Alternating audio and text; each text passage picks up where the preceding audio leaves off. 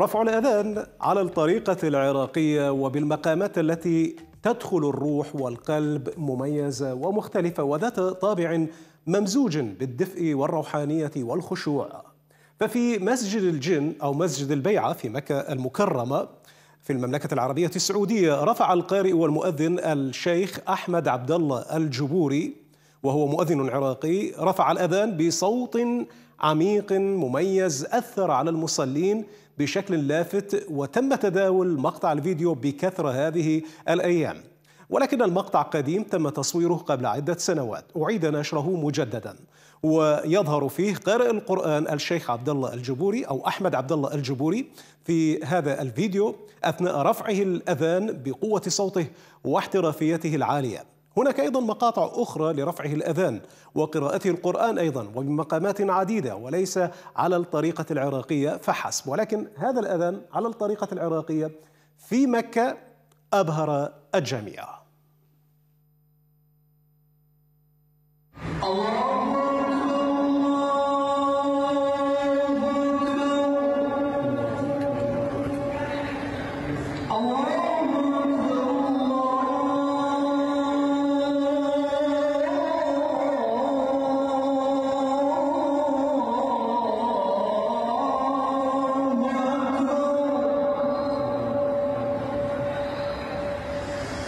أشهد أن لا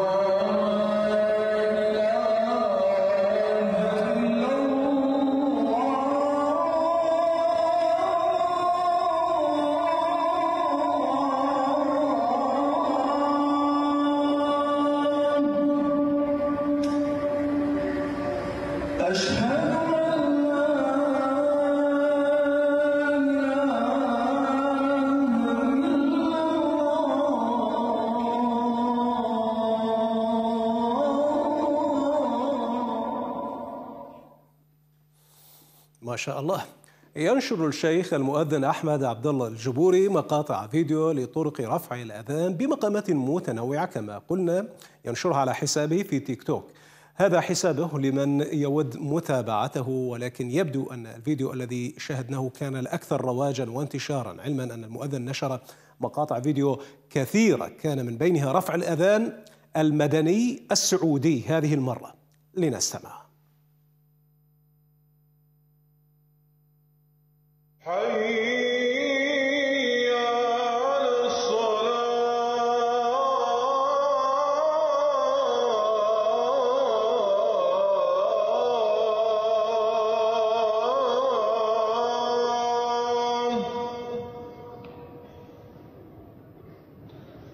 حي على الصلاة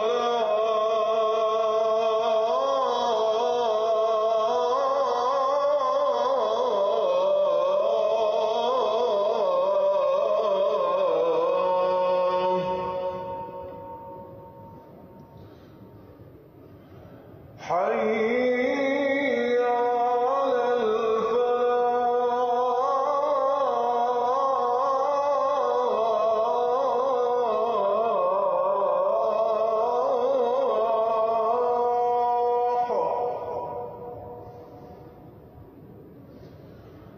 حي على